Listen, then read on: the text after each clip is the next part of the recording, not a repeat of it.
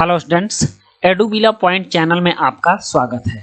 पिछले साल की भांति इस साल भी ऑनलाइन क्लासेस जारी हैं और आज हम करने जा रहे हैं क्लास 9 के हिंदी विषय के अपठित गद्यांश को, और ये हिंदी की वर्कशीट नंबर 2 होगी। तो बच्चों, वर्कशीट शुरू करने से पहले मैं आपको बता दूं कि आपने अभी तक अगर चैनल को सब्सक्राइब नहीं किया है तो सबसे पहले चैनल को सब्सक्राइब कर लें। और हाँ, आपके लिए एक और चैनल है रहस्यमयी कहानियों से भरी हुई रहस्य चालीसा। आप हमारे चैनल लिस्ट में जाएंगे तो रहस्य चालीसा चैनल मिलेगा, उस चैनल को भी आप सब्सक्राइब करके अपने लिए रहस्यमयी कहानियां सुन सकते हैं। तो चलिए बच्चों, आज की वर्कशीट शुरू करते हैं। और आज की वर्कशीट में हमें एक गद्यांश को पढ़ना है, समझना है और उसके बाद इससे रिलेटेड प्रश्नों के उत्तर देने हैं। तो देखते हैं कि इसमें क्या क्या दिया गया है। यहाँ कह रहा है, टॉपिक 1 है कि निम्नलिखित गद्यांश को ध्यानपूर्वक पढ़िए और पूछे गए प्रश्नों के उत्तर लिखिए। तो मैं थोड़ा सा आपको पहले ही बता देता हूँ कि ये गद्यांश आपको राष्ट्रीय एकता से संबंधित है और इसमें राष्ट्रीय एकता की बातें बताई जाएंगी। तो इसलिए आप अपने आप को, अपने मन को तैयार कर लीजिए कि राष्ट्रीय एकता क्या है। आप इस चीज को समझने जा रहे हैं। राष्ट्रीय अखंडता का तात्पर्य विभिन्न जातियों, संप्रदायों, धर्मों, भाषाओं और क्षेत्रों की विविधता के बावजूद एक राष्ट्र की भावना से। राष्ट्रीय अखंडता या राष्ट्रीय एकता का मतलब ये होता है कि हमारे राष्ट्र में, हमारे देश में भले ही अलग अलग धर्मों के लोग रहते हों, अलग अलग पहनावे, अलग अलग रीति रिवाज और अलग अलग बातों को मानने वाले, अलग अलग धर्म ग्रंथों को पढ़ने वाले लोग रहते हों, लेकिन फिर भी सभी अपने एक दूसरे को भारतीय ही कहते हैं। हम सभी भारतीय हैं, इंडियन हैं। यही हमारी राष्ट्र की भावना है, यही हमारी राष्ट्रीय अखंडता है। किसी भी देश की ताकत और प्रगति के लिए सभी समाज और समुदायों के बीच एकता और सामंजस्य की भावना होना जरूरी है। कोई भी देश तभी ताकतवर बनता है जब उस देश के नागरिक एक हों और सब कोई एक होकर के देश के लिए खड़ा रहे, तो वह देश तरक्की करता है, देश आगे बढ़ता नहीं। तो अगर देश के अंदर ही गृह युद्ध छिड़ा रहे, लोग आपस में लड़ते रहें, तब वह देश तरक्की नहीं कर पाएगा और विश्व समुदाय में भी उसकी कोई पहचान नहीं बन पाएगी। यह एक देश में रहने वाले सभी लोगों के बीच आपसी संबंधों को मजबूत करती है। कौन? राष्ट्रीय अखंडता, राष्ट्रीय एकता क्या करती है? देश में रहने वाले सभी लोगों के बीच आपसी संबंधों को मजबूत करती है। असल में राष्ट्रीय अखंडता एक राष्ट्र की पहचान को मजबूत करता है। मतलब कि राष्ट्र कैसा है, वो राष्ट्रीय एकता और अखंडता और उसके लोगों से ही पहचाना जाता है। राष्ट्रीय एकता एक मनोवैज्ञानिक प्रक्रिया व एक भावना है जो किसी राष्ट्र अथवा देश में के लोगों में भाईचारा अथवा राष्ट्र के प्रति प्रेम एवं अपनत्व को प्रदर्शित करती है। राष्ट्रीय एकता राष्ट्र को सशक्त एवं संगठित बनाती है। राष्ट्रीय एकता क्या बनाती है? राष्ट्र को सशक्त मतलब मजबूत बनाती है और संगठित मतलब एकनिष्ठ बनाती है। राष्ट्रीय एकता ही वह भावना है जो विभिन्न धर्मों, संप्रदायों, जाति, वेशभूषा, सभ्यता एवं संस्कृति के लोगों को एक सूत्र में पिरोए रखती है। हमारे यहाँ भले ही अलग अलग लोग रहते हों, लेकिन सबसे पूछिएगा आपका निवास क्या है, तो हम भारतीय हैं। आप कौन है? तो हम भारतीय हैं, हम इंडियन हैं। कोई यह नहीं कहता कि हम मुसलमान हैं, हम हिंदू हैं। भारत से बाहर जाने के बाद सभी लोग अपने आप को भारतीय कहते हैं। कोई अपने आप को यूपी वाला नहीं कहता है, कोई मराठी नहीं कहता है, कोई बिहारी नहीं कहता है, कोई कन्नड़ नहीं कहता है। सब के सब क्या कहते हैं?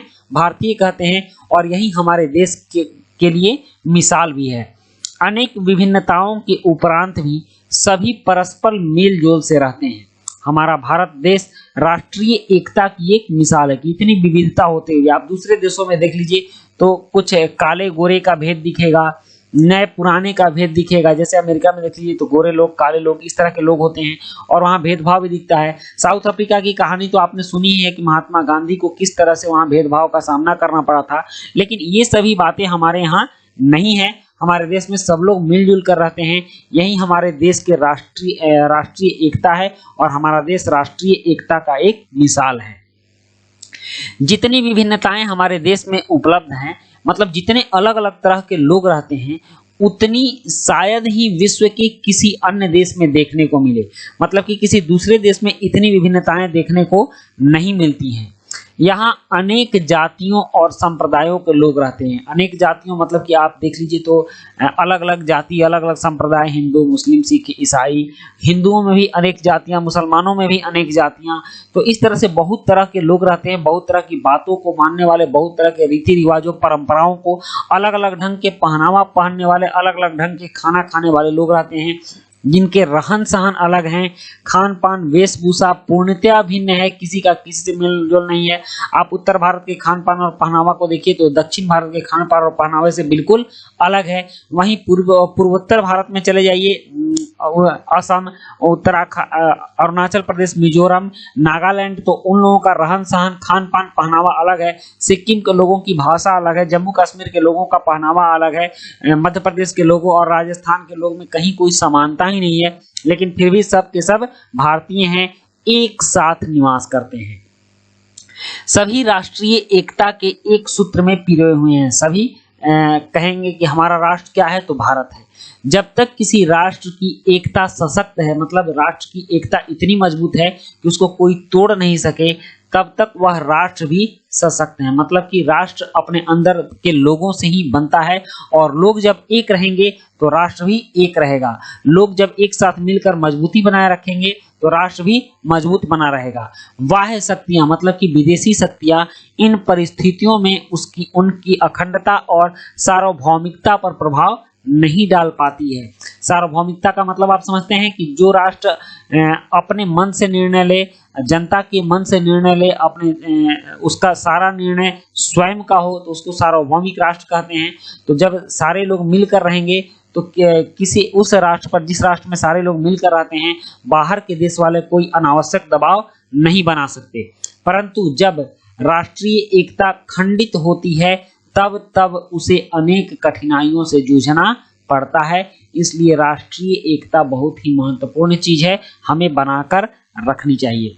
उसके बाद कुछ प्रश्न भी हैं और उन प्रश्नों के उत्तर भी हम देख सकते हैं। पहले प्रश्न देख लेते हैं कि प्रश्न क्या क्या हैं।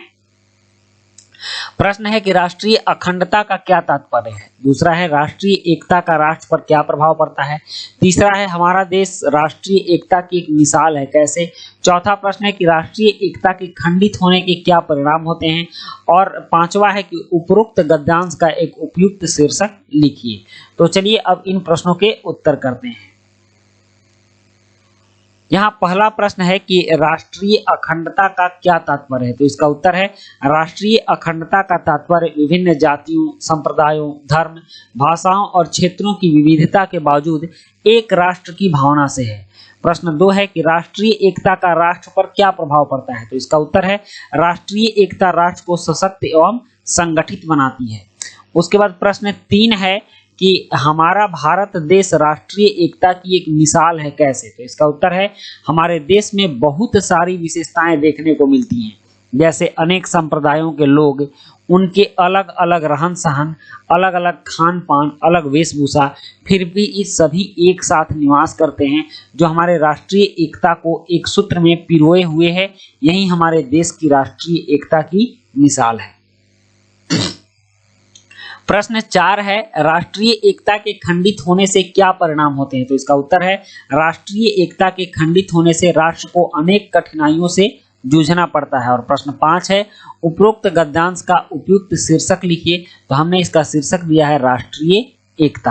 आपको अगर कोई और शीर्षक अच्छा लगता हो तो आप दे सकते हैं। तो बच्चों इस तरह से ये थी हमारी आज की वर्कशीट, और आज की वर्कशीट ये हिंदी विषय की अपठित गद्यांश की वर्कशीट है। और इसी के साथ ये वीडियो समाप्त होती है। वीडियो अच्छी लगी हो तो लाइक, सब्सक्राइब, कमेंट जरूर कीजिएगा और मिलते हैं नेक्स्ट वीडियो में। Thank you.